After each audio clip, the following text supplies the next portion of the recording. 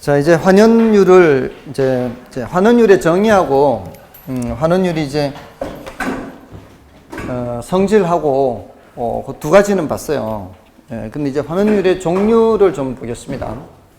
예, 결국 우리 이제 이것도 계산 문제와 관련이 돼요.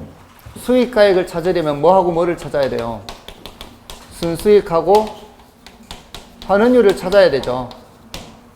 예, 근데 조금 전에 한 거는 좀 이론적인 거예요. 환원율은 정의는 투자론에서 있는 총 투자액분의 이 순영업 소득이고요. 성질은 자본 수익률 더하기 자본 회수율이 기본식이에요. 근데 이제 가치 변화를 고려할 때에는 가치 변화가 없으면 회수율은 제로가 되고요. 우리가 회수를 고려하는 이유가 뭐겠어요? 가치가 하락하기 때문에 회수를 고려하는 거예요. 그래서 가치가 하락할 때에는 플러스 회수가 되는 거고요. 회수를 따로 떼놔야 된다 이런 의미에서 플러스 회수를 고려해 놓는 거예요. 그만큼 수익이 줄어드는 거예요. 근데 가치가 올라갈 때에는 반대로 회수율이 0보다 작다는 거예요. 근데 이제 이 환원율만 이제 집중적으로 계산과도 관련되는 건데요. 우리 교재에서는 그 왼쪽 페이지에서는 그냥 개별 환원율이 있다, 종합 환원율이 있다 이런 정도면 돼요. 개별 환원율은 토지는 토지대로, 건물은 건물대로 이렇게 개별 환원율이라고 그래요. 토지는 토지대로 토지 환원율이 있고요. 토지 환원율이 있고요. 건물은 건물대로 건물 환원율이 있어요. 토지 환원율은 이것도 이제 기본적으로는 자본 수익률에다가 항상 뭐를 더하는 거예요?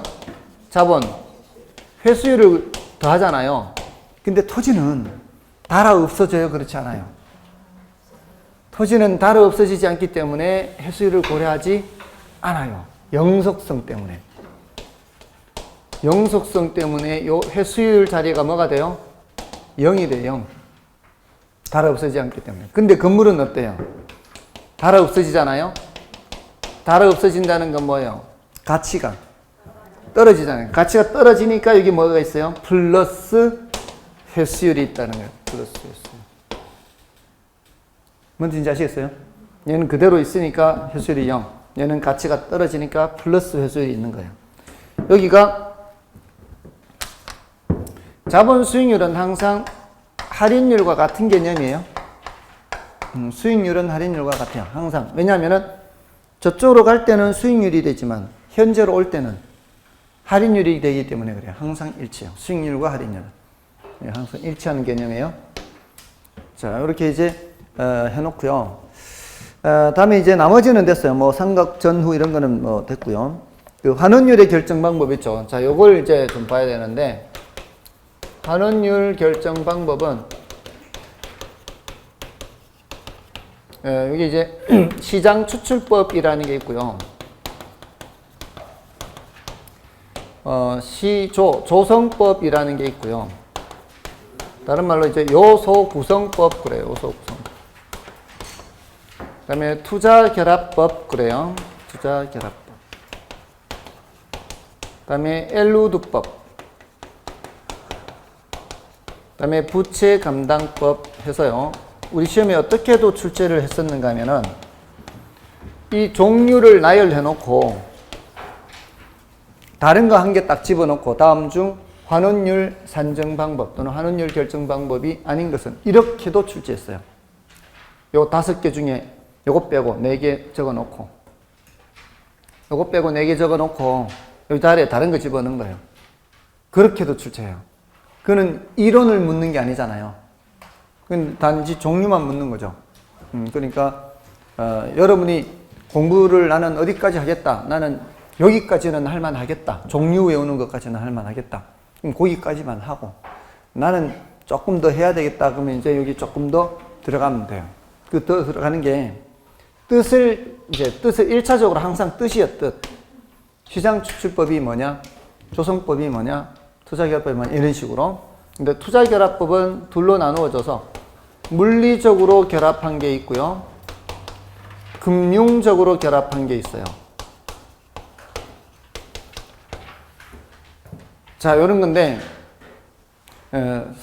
솔직히 지금 설명을 드리면서도 여러분 중에 몇 %가 더 들어올까, 더 따라올까 이런 의심이 들기는 해요. 여기서 멈추고 지금 제가 돌격 앞으로 하는데 돌아보니까 아무도 안 따라오고 있어요. 그럴 가능성도 혹시 있지 않나요? 있어요. 그럼 이제 키워드만 보세요. 키워드만 여기 매매 사례 또는 거래 사례. 시장에서 추출한다 그랬잖아요. 시장하면 수요 공급 생각해야죠. 수요자와 공급자가 거래하잖아요. 수요자와 공급자가 거래한 사례로부터 환원율을 찾는 방법이 있어요. 뭐 있거나 말거나 해도 돼요. 다음에 조성법은 여러 가지 구성 요소를 만들듯이 조성하는 거예요. 그래서 환원율을 구할 때 여러 가지 구성 요소가 위험에 따라 여러 가지 구성 요소를 나누는 거예요. 그래서 환원율을 순수 이율에다가 플러스 마이너스 위험률을 해서 계산을 해요. 근데 이 위험률에 여러 가지 항목이 있다는 거예요. 근데 요거는 뭐 이거보다는 이게 잘 안 쓰거든요. 이게 잘 안 쓰니까 중요도가 낮은데 제일 중요도가 낮은 게 얘예요. 주관 개입의 여지가 많기 때문에 잘 안 써요. 그래서 제일 중요도가 낮아요. 그럼 제일 중요도 높은 게 누구냐? 요놈하고 요놈이 제일 중요도가 높아요. 그 다음이 요놈이에요. 그 다음이 요놈 한 개 비슷해요. 시장 추출법과 요놈이 비슷해요. 그러면 여러분들이 그냥 판단하시면 되죠. 나는 그러면 그 중에 제일 중요한 것만 하겠다. 안 할 수는 없어요. 환원율을 하기는 해야 되는데 조금 전에 했던 우리 투자론에서 했던 환원율 있죠. 굉장히 중요하죠. 그거. 총투자액분의 종합환원이 굉장히 중요한 거고요. 그 다음에 자본 수익률, 자본 회수율 이렇게 돼 있는 거 이거 중요합니다. 우리 시험에 이거 채워넣기도 나왔어요. 바로 채워넣기.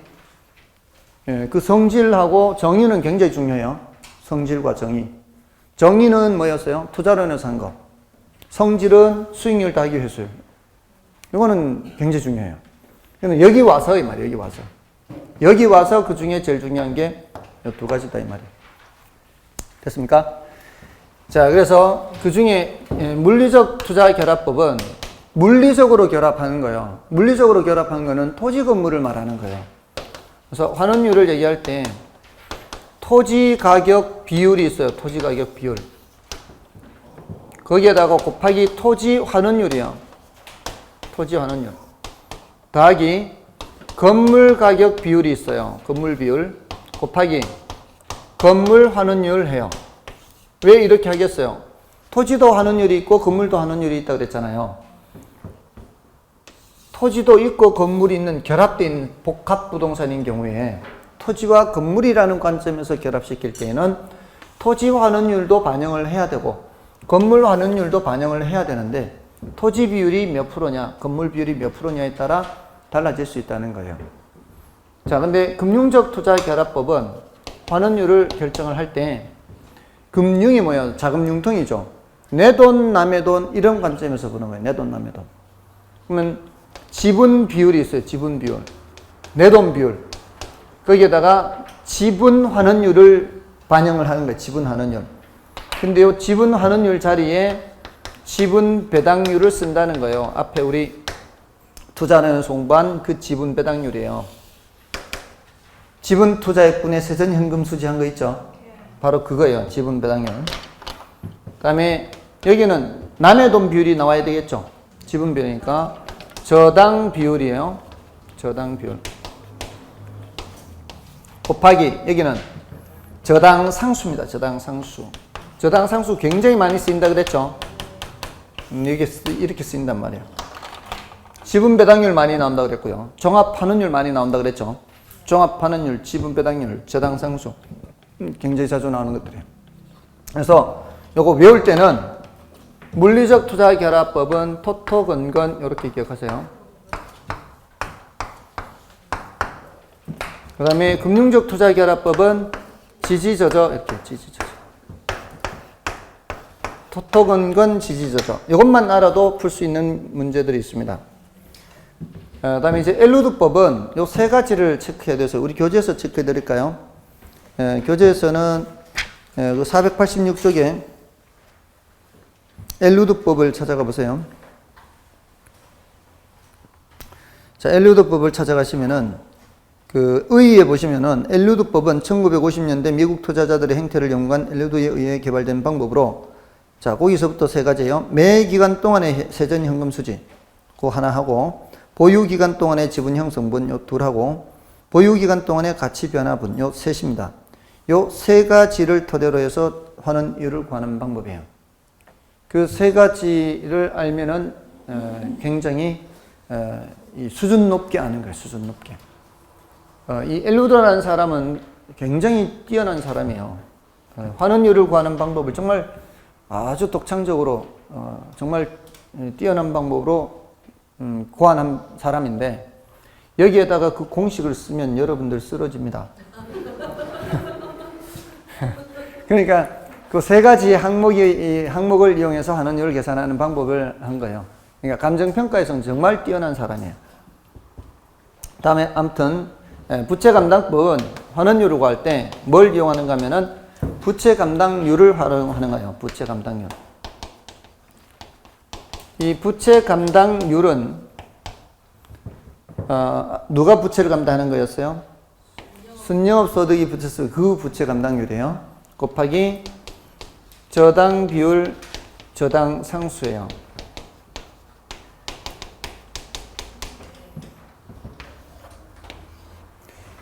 자, 여기 저당 비율, 저당 상수가 어떻습니까? 여기도 그대로 있죠. 여기 저당 비율, 저당 상수 그대로 있죠. 자, 여기 토토건건, 여기가 지지저저죠. 여기는 부저저죠. 지지저저의 저저와 부저저의 저저가 같은 저저예요. 그죠? 공식 여기 안 어려워요. 토토건건, 지지저저, 부저저 이렇게. 자, 일단 이렇게 기억을 하시고요. 문제를 좀 풀어보겠습니다. 나머지 488쪽의 자본 회수 방법이 있는데, 요거는 출제 빈도에 비해서 난이도가 높아요. 그래서 요거는 나중에 뭐 문제풀이 하거나 할 때 한 번쯤 말씀드리면 되고, 임대료 계산하는 방법도 마찬가지, 이 출제 빈도가 낮아요. 그래서 계산 문제로 가겠습니다. 넘어가셔서, 자, 계산 문제를 볼까요? 507쪽에 이제 수익 방식이 있어요. 수익 방식을 보시면은 17번은 그냥 가로 채워 넣기죠. 그죠? 18번 같이 출제가 되기도 했다 이 말이에요. 18번 같이 출제되기도 했으니까 그건 여러분 보시고, 자, 19번은 뭐를 묻고 있어요? 환원율을 묻고 있죠. 자, 환원율을 묻고 있으면 계산 문제로 출제될 수 있는 거는 이렇게 묻거나, 토토건건 지지저저 부저저 아니면은 요거 우리 총 투자액분의 순영업소득 이거예요. 그럼 제시된 자료를 보고서 토토건건으로 갈 건가, 지지저저로 갈 건가, 부저저로 갈 건가, 아니면 이렇게 갈 건가, 이걸 판단하는 걸 훈련을 하면 돼요. 지금 여기에 제일 쉬운 게 토토건건이거든요. 우선순위를 이걸 먼저 우선순위로 잡으세요. 토토건건으로 갈 건가, 그렇지 않은가. 그러려면 토지건물이란 말이 나와야 돼요. 토지건물이란 말이 없죠. 그 다음에 지지저저 부저저로 가야 되잖아요. 지지저저 부저저로 갈 때는 저저 가지고는 구별이 안 돼요. 이거 가지고는 구별이 안 돼요. 요거 가지고 구별해야 돼요. 부채 감당률이나 지분 배당률. 아시겠어요? 요령. 순서를 찾는 요령. 토지 건물이 없잖아요. 그럼 부채 감당률이나 지분 배당률이 있나요? 지분 배당률이 있어요?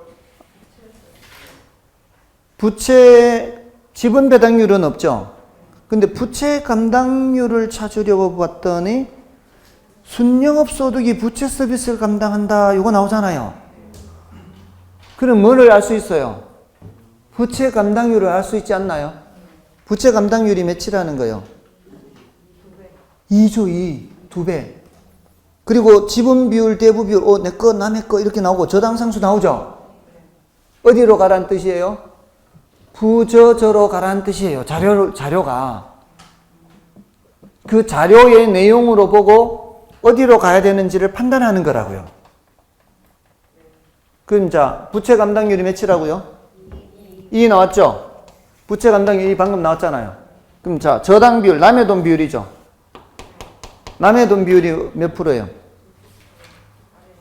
40%. 대부 비율이 남의 돈 비율이잖아. 그럼 여기 0.4 쓰고, 그 다음에 마지막 저당 상수 부저죠. 저당 상수 몇이에요? 0.177. 뭐예요? 이거 그냥 곱하기 하면 되네. 맞아요. 곱하기 해도 보세요. 4, 2, 8, 8, 7, 2, 56. 끝자리가 6이잖아요. 3번이 정답이죠. 끝자리 6인 거는 3번밖에 없으니까. 열심히 버튼 눌러봐야 제가 하는 것보다 늦어요. 아니, 할 수 있으면 그렇게 하라고요. 근데 숫자가 끝자리 확인하는 건 빠르잖아요. 금방 할 수 있잖아요. 근데 보니까 6이 2개이네. 이러면 이제 계산기 두드리면 되지. 빨리 할 수 있다 이 말이에요. 자, 그럼 이제 넘어가 보세요. 20번. 자, 20번에 자, 다음과 같은 조건에서 수익환원법에 의해 평가한 대상 부동산의 가치는 하고 있죠. 예? 수익환원법에 의해 평가한 대상 부동산의 가치는 이 소리는 뭘 계산하란 얘기예요? 수익가액을 계산하란 얘기잖아요. 맞아, 아니에요. 수익환원법에 의한 가치를 묻는 거는 수익가액을 묻는 거 아니에요. 그럼 나는 이걸 대답하려면은 뭘 알아야 돼요? 순수익하고 환원율 알아야 되지 않나요? 이거예요. 다른 거 없어요. 그냥 순수익하고 환원율이에요. 근데 순수익 계산하는 거는 쉬워요, 어려워요? 가유순전 할 때 순 계산하는 거는 그건 어렵지 않잖아요. 가유순까지만 가면 되니까 저 세후가 어려운 거지. 가유순까지는 어렵지 않잖아요. 그 다음에 환원율은 어떻게 한다고요? 토토, 근근, 지지저, 부저저 이렇게 하면 된다고요. 아니면은 저기 투자론에서 나온 총투자액분의 순영업소득 이렇게 하든가. 근데 대부분 이거란 말이에요. 대부분 이거. 토토, 근근, 지지저, 부저저. 그죠? 자, 그러면 계산할 수 있는지를 보란 말이에요. 이게 내가 환원율을 알아야 되고 이걸 알아야 되는데, 자, 순영업소득은 계산할 수 있어요, 없어요? 쉽게 나왔네. 그게 유효에서 경비 빼면 순 금방 나오죠. 자, 근데 그 밑에 자료가 뭐가 나와 있어요? 토지 건물 나와 있죠. 이 소리는 뭔 소리예요? 토지 건물 이 소리는 토토 근근으로 가라 이 소리란 말이에요. 자료를 보면 그 토지 비율이 몇이에요? 토지 비율이 40%니까 이게 몇을 쓰면 0.4 쓰고 곱하기 토지 환원율 몇이에요? 5%, 그 0이 그냥 5% 쓰면 돼요. 한쪽을 숫자로 바꿨기 때문에 한쪽은 퍼센트 남겨놓는 게 요령이에요. 더 빨라요, 그게. 건물 비율은 몇이에요? 0.6 되겠죠. 저쪽이 0.4면 자동으로 이쪽은 0.6이 되고. 그 다음에 건물 환원율은 몇이에요?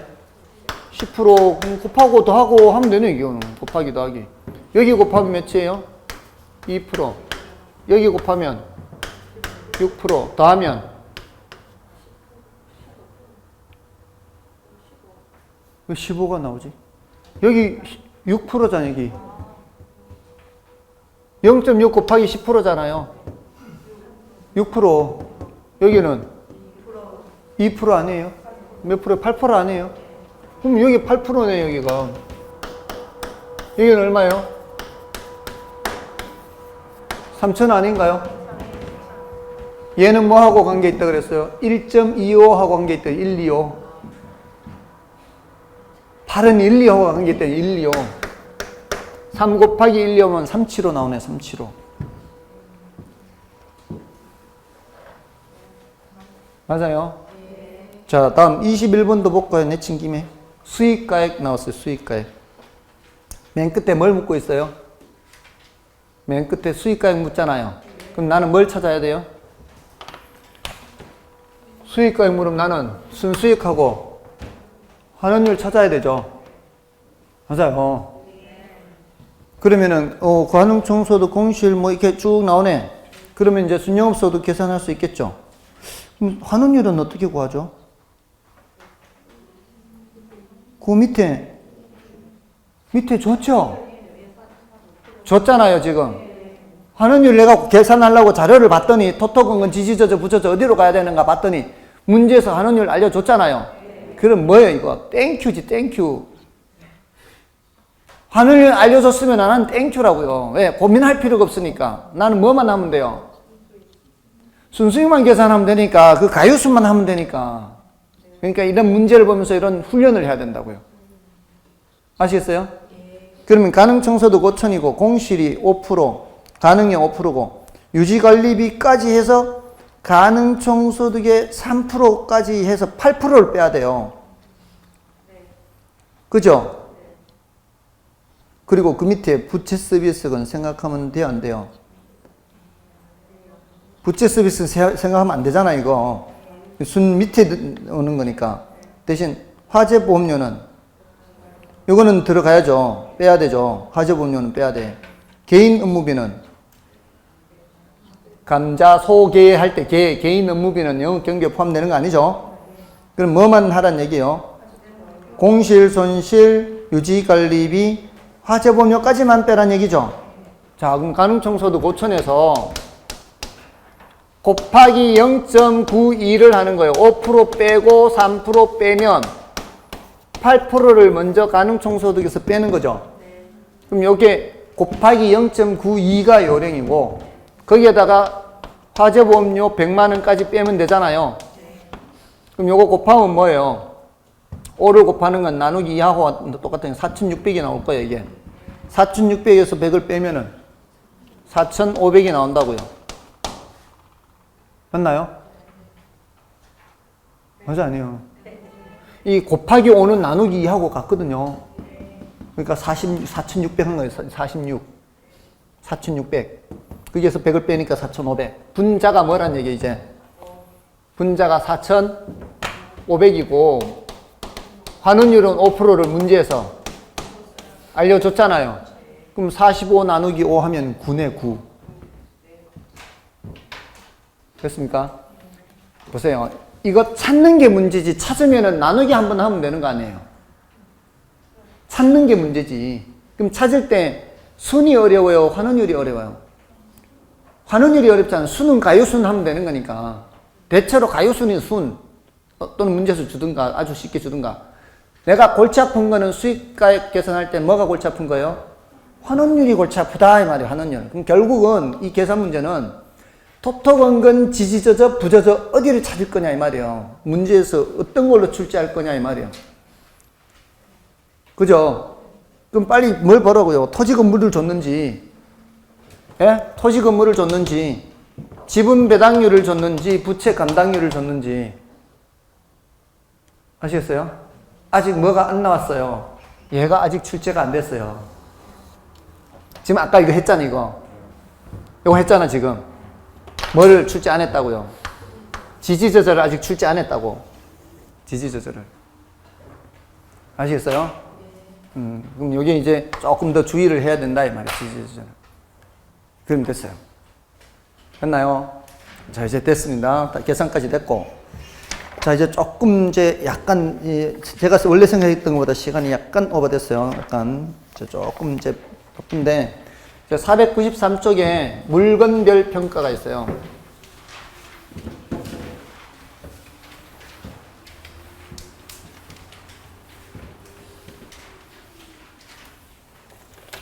자, 물건별 평가에서 물건마다 주된 방식이 있고요. 부수 방식이 있어요. 주된 방식과 부수 방식, 감정평가 규칙상. 이게 우리나라는 가장 중추적인 게 뭐라 그랬어요? 비교 방식이라 그랬죠. 그 다음이 뭐예요? 수익 방식이고요. 최후의 보루가 원가 방식이에요. 최후의 보루가. 자, 물건마다 어떤 식으로 평가하는지. 자, 일단 토지부터 볼게요. 토지. 우리 부동산. 이게 이제 여기 게 제일 중요해요.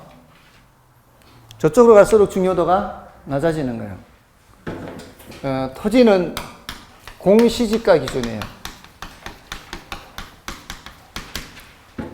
공시지가 기준 원칙입니다. 표준지 공시지가 해마다 발표하잖아요. 그거 보고 평가하는 게 원칙이에요. 다만 적정한 실거래가가 있는 경우가 있어요. 적정한 실거래가. 이때는 거사비를 적용해요. 거사비. 원칙이 뭔데? 공시지가 기준 하는데 적정한 실거래가 있을 때는 뭐다? 실제 거래 가격. 적정한 실거래가가 있을 때는 뭘 한다? 거사비다. 자, 제가 노란 걸로 쓰는 거는 예외인 것으로 특별히 기억해야 되기 때문에 여기 노란 걸로 쓰는 거예요.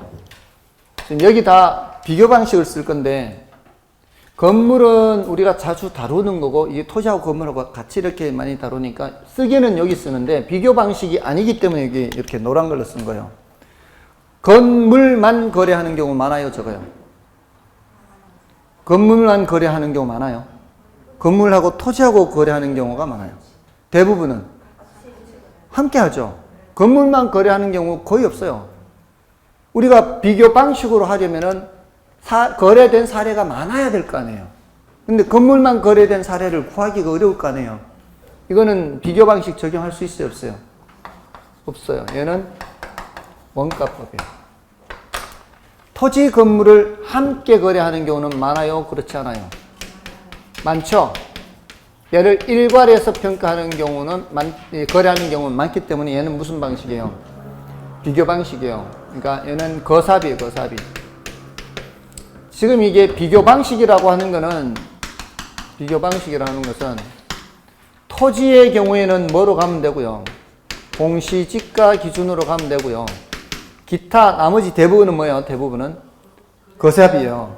임대료만 뭐로 가면 되고요? 임대료만 임사비로 가면 되고요. 요 두 가지만. 토지하고 임대료 두 가지 빼고 나머지는 전부 다 뭐라고요? 거사비예요. 그러니까 토지인지 임대료인지만 보면 돼요. 토지냐 임대료냐 나머지는 전부 다 거사비예요. 그러니까 이거 토지만 하는 것도 아니고 임대료 아니니까 다 뭐예요? 거사비. 맞나요? 자, 살림을 볼게요. 살림은 요거는 구분평가를 하거든요. 구분평가. 산에 뭐도 심어져 있어요? 나무 있죠, 나무. 인목과 산지와 인목. 산에 땅도 있고 뭐도 있다. 인목도 있다. 인목. 자, 땅이죠, 땅. 땅은 어디로 가라고요? 공시지가로 가라고요. 인목, 땅 아니죠? 임대료 아니죠? 뭐예요? 거사비. 요걸 일괄해서 할 수도 있어요. 일괄하면은 땅 아니고 임대료 아니고 뭐예요? 거사비. 땅 아니고 임대료 아니면 뭐라고요? 거사비. 맞아, 아니에요. 땅 아니고 임대료 아니면 거사비. 땅이니까 공시지가. 됐나요? 그 다음에 인목 중에 자, 요거 노란 걸로 써요. 소경목님이 있어요. 소경목님. 어린 나무. 심은 지 얼마 안 돼요. 지름이 작은 묘목에서 벗어나지 않은 얼마 안 되는 거. 이거는 심은 지 얼마 안 된 건 아직 이 목재로서의 가치가 없잖아요. 요거는 묘목값, 운반비, 식재비, 기타 부대비용에서 원가법이에요. 노란 걸로 원가법 했죠, 지금. 건물 원가법, 소경목님 원가법이에요. 과수원 있죠, 과수원. 과수원은 뭘까요? 유실수도 있잖아요. 거사비. 땅만 있는 게 아니잖아요. 뭐라고요? 거사비. 자동차 거래 많이 돼요, 안 돼요? 많이 되죠. 동산. 많이 되죠. 동산, 자동차 이렇게 거래가 많이 되는 것들은 다 뭐예요? 거사비. 임대료는 뭐예요? 임사비. 이렇게. 됐습니까? 자, 다음에 수익 방식은 이렇게 기억하시면 돼요. 수익 방식은 수익이잖아요, 수익. 기업 활동과 관련되는 거예요, 기업 활동. 주로 기업 활동과 관련돼서 공장재단 보세요. 공장재단, 기업 활동과 관련 있죠. 광업재단. 기업활동과 관련있죠. 업권.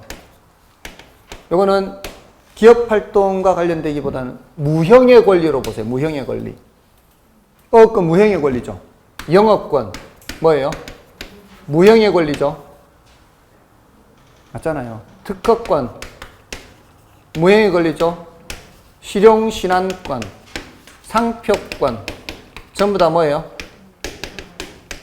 전부 다 뭐예요? 무형의 권리죠. 예? 이런 것들은 전부 다 수익환원법이에요. 수익환원법. 수익환원법. 다만 이것만 조심하세요. 이 공장재단도 이제 수익환원법이긴 한데 이게 요 앞에 수식어 붙어 있어요. 개별자산 합산 원칙이 이렇게 돼 있어요.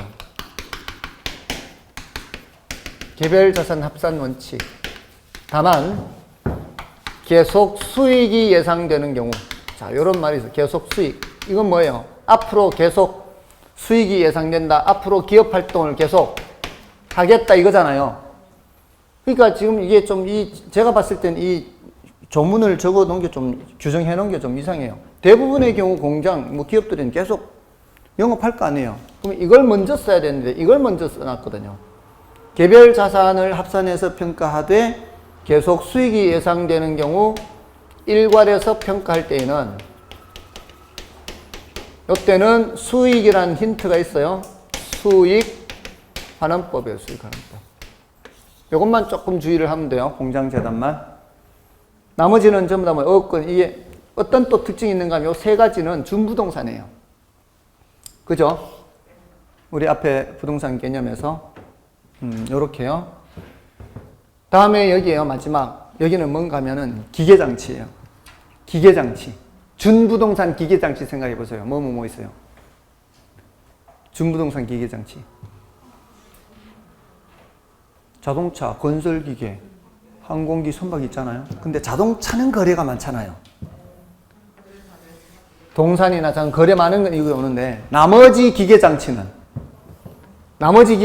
거래가 많지 않아요. 항공기, 건설기계, 선박. 얘네들은 거래가 많지 않고 기계장치 쪽이죠. 이런 것들은 무슨 법? 원가법이 원가법이에요. 얘는 구분평가예요. 선박은 선체, 기관, 의장 이렇게 구분해요.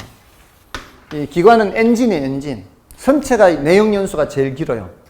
선체가 내용연수가 제일 길어서 선체 한 번에 내용연수 기간 동안 엔진은 한 두세 번 이렇게 갈아요.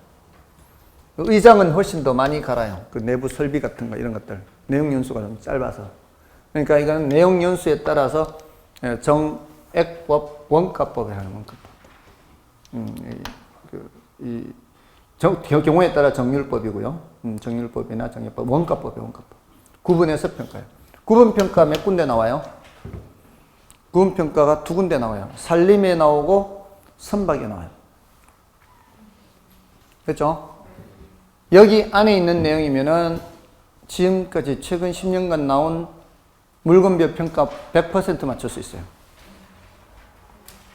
다 분류를 해 놓은 거예요. 됐나요? 여기가 제일 많이 나와요. 앞쪽이. 비교 방식에서는 땅인지 임대료인지부터 보는 거예요. 땅 아니고 임대료 아니면 다 뭐예요? 땅 아니고 임대료 아니면 다 비교 방식이에요. 거사비예요. 거사비. 됐나요? 땅은 공시지가 기준 원칙인데 적정한 실거래가 있을 때에는 거사비로 가고요. 그 다음에 수익 방식은 기업활동과 관련이 있는데 무형의 권리와 기업활동 생각하면 돼요. 무형의 권리는 전부 다 뭐예요? 수익환원법. 그리고 공장재단, 광업재단 이런 건데 공장재단은 개별자산 합산 원칙인데 계속 수익이 예상되는 경우 일괄할 때는 이것만 조금 더 자주 읽어보세요. 그리고 나머지 기계장치, 자동차 말고 기계장치는 전부 다 원가법. 됐죠? 끝. 이거 하면은 100% 다 맞출 수 있어요. 최근 10년간 물건별 평가는. 자, 마지막이 이제 부동산 가격 공시제도입니다. 부동산 가격 공시제도는 이 514쪽 있어요. 514, 512쪽인데, 본론은 512쪽부터 있어요.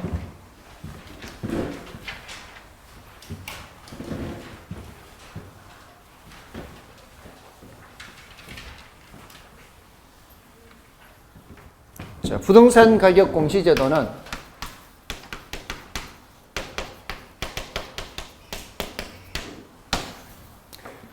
세 가지로 공시를 하고 있어요. 토지 가격을 공시하고요.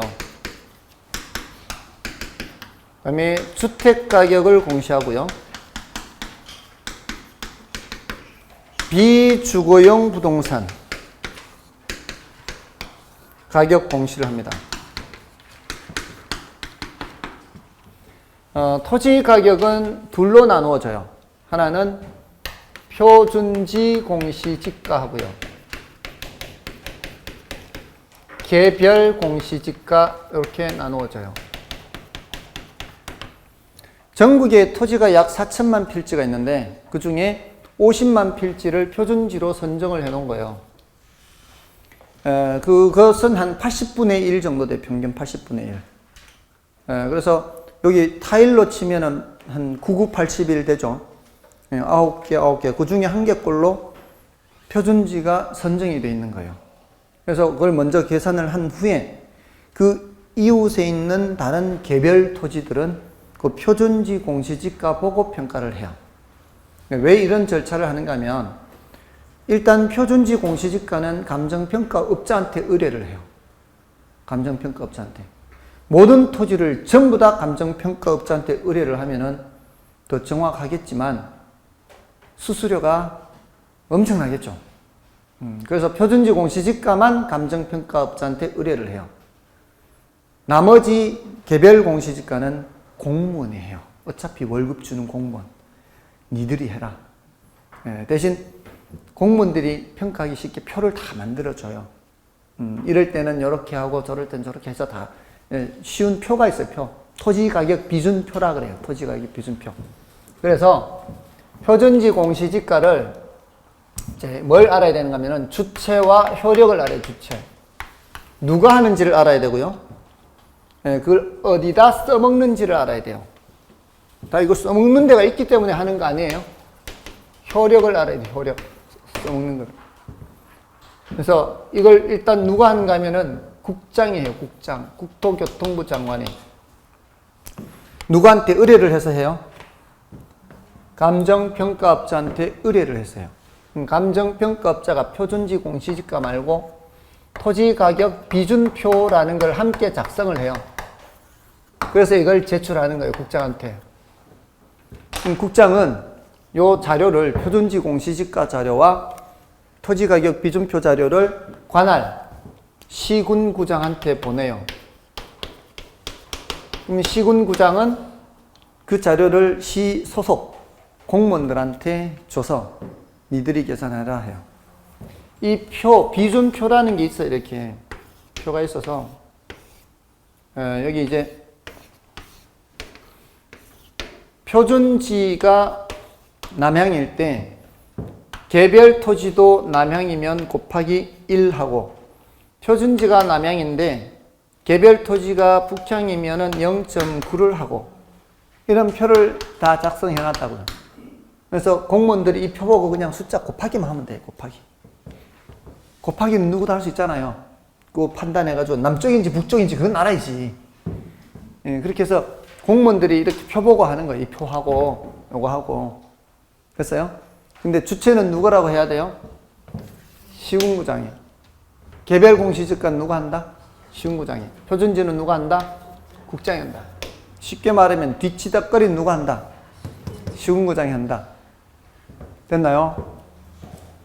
자, 다음에 주택가격 공시예요. 지금 이거 우리 교재에 있는 거를 표로 한칠판에 정리해 드리는 거예요. 우리 교재에 있는 거는 너무 많아요, 분량이. 그래서 한칠판에 정리해야 되는데 이 주택가격 공시는 단독주택과 공동주택으로 나누어요. 얘는 천차만별이어서 단독주택은 다시 표준 주택 가격과 개별 주택 가격으로 나눕니다.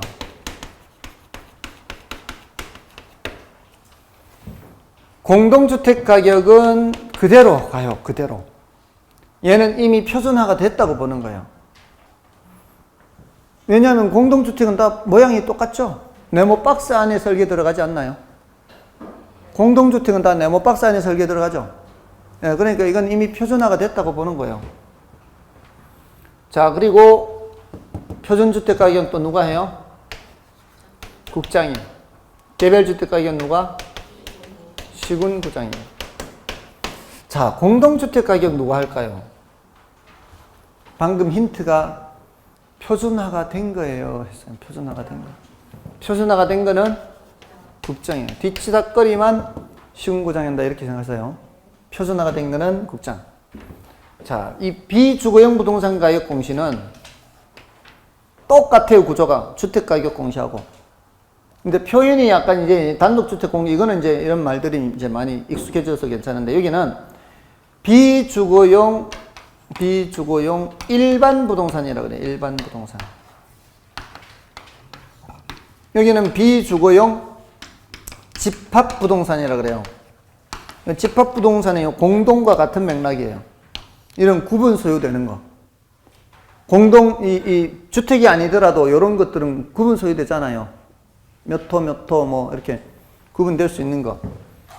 자, 여기서 비주거용 일반 부동산은 다시 또 천차만별이겠죠. 그래서 어떻게 해요? 비주거용 표준 부동산 이렇게. 표준이 있으면 뭐도 있는 거예요? 비주거용 개별 부동산이 있어요. 비주거용 집합 부동산은 다 표준화가 된 거예요. 자, 그럼 누가 하는지 알겠죠? 비주거용 표준은 누가 해요? 국장이에요. 비주거용 개별은 시군구장. 비주거용 집합은 국장. 자, 그러면 자, 일단 주체가 누군지를 대답을 할 수 있어야 되는데, 여기에서는 개별 셋만 누가 하고요? 시군구장이 하는 거예요. 개별 셋만 시군구장이 하는 거예요. 나머지는 다 누가 하는 거예요? 국장이 해요. 국장이. 개별 외에 나머지는 다 국장이다. 다음에 효력이에요. 효력. 이거 어디다 써먹을까요? 이거요. 어디다 써먹을까요? 이거 왜 이렇게 할까요? 정부에서. 예? 세금 매기려고 하는 거예요. 세금. 그러니까 작년에도 막 그런 얘기 나왔잖아요. 부동산 가격 공시를, 주택가격 공시를 좀 현실화해야 된다. 너무 시가하고 차이가 너무 많아서 세금이 좀 제대로 매겨지지 않고 있다. 그런 얘기 했잖아요. 특히 단독주택의 경우에는 더 심하다. 이런 얘기를 했어요. 작년에. 그래서 이걸 세금 매기는데 써먹는 거거든요. 네? 우린 주된 목적이 세금 매기는 거예요. 근데 문제는 표준으로 된 거는 이게 전부 다에 대해서 하는 거예요? 일부만 발표하는 거예요? 표준으로 된 거는 일부만 발표해요. 표준으로 된 거는. 그러면 이걸 근거로 해서 세금 매겨야 된다 이러면은 표준으로 선정되지 않은 부동산은 세금 못 매길 거 아니에요. 80만 필지, 50만 필지만 그 표준지로 선정됐다 그랬잖아요. 만약에 표준지 공시지가를 근거로 해서 세금을 매긴다. 이러면 표준지로 선정되지 않은 토지는 세금을 못 매기잖아요. 뭔지 아시겠어요? 그러니까 세금 매길 때는 표준이란 말이 들어가면 돼요? 안 돼요? 안 돼요. 여기도 마찬가지. 다 샘플 뽑아 놓은 거란 말이에요. 표준이라는 거는. 표준은 세금의 과세 기준이 되면 된다? 안 된다? 안 된다. 다 계산되어 있는 걸로 해야 돼요. 다 계산되어 있는 걸로. 물론 모든 토지가 개별 공시지가 다 계산되어 있지 않아요. 국유지 계산 안 해요. 공유지 계산 안 해요. 왜 그러겠어요?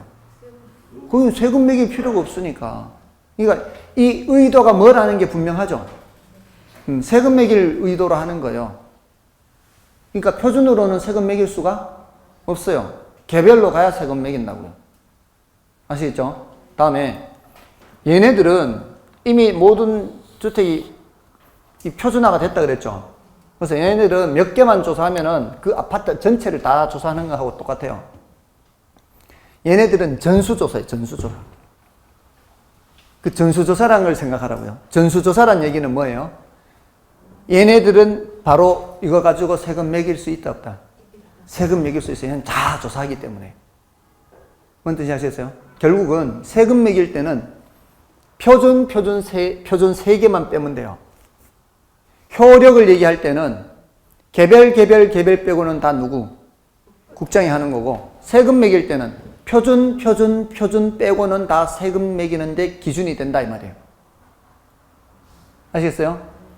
표준 얘네들은 세금 매기는데 쓰면 된다 안 된다? 세금 매기는데 쓰면 안 된다 이 말이에요. 얘네들은 세금 매기는데 쓰면 안 돼요. 표준은.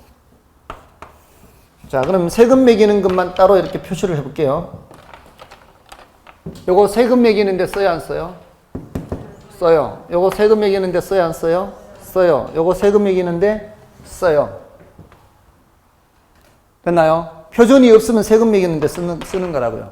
그래서 요놈들은 요 지금 빨간 걸로 한 거는 국가나 지방자치단체 등의 기관이 과세 등 업무예요. 과세 등. 꼭 세금뿐만은 아니고 사용료라든가 이런 걸 매길 수도 있거든요. 과세 등 업무와 관련해서 여기는 비주거용 부동산 가격 산정 기준이에요.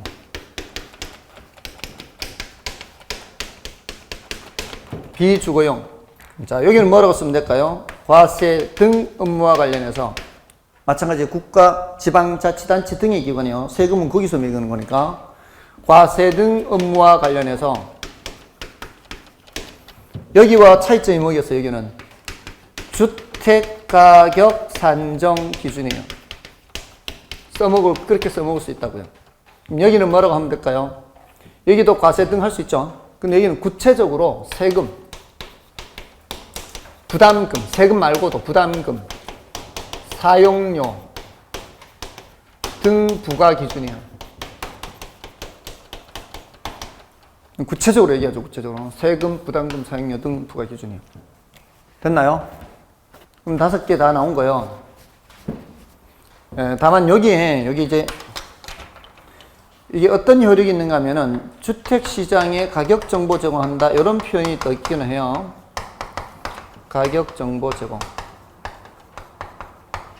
여기는 비주거용 부동산 시장이죠. 비주거용 부동산 시장 가격정보 제공. 이렇게. 자, 그럼 이제 표준 빼고 효력은 다 끝났어요. 표준 3개 남았어요. 효력이 다 끝났어요. 효력은. 표준은 그럼 얘는 어디다 써먹느냐 이 말이에요. 얘는 어디다 써먹느냐. 얘는 개별 산정할 때 써먹어요. 개별. 여기도 비준표가 있거든요. 여기도 비준표가 있고 여기도 비준표가 있어요. 그 비준표를 이용해서 뭐 할 때 써먹는다고요? 개별 산정할 때 써먹는다고. 표준은 어디다 써먹는다? 요거는 개별 부동산, 비주거용 개별 부동산 가격 산정할 때 써먹는다. 요거 개별 주택 가격 산정할 때 써먹는다. 요거 개별 공시지가 산정할 때 써먹는다 뿐만이 아니라 요거는 더 해야 돼. 더 표준지 공시지가는 더 해야 돼. 중요해요. 이거는 표준지 공시지가는 워낙 중요해요. 그래서 이것도 토지 가격이긴 한데요. 국가나 감정평가 지방자치단체, 공적기관이라고 할게요. 국가나 지방자치단체. 국가나 지방자치단체. 공적기관에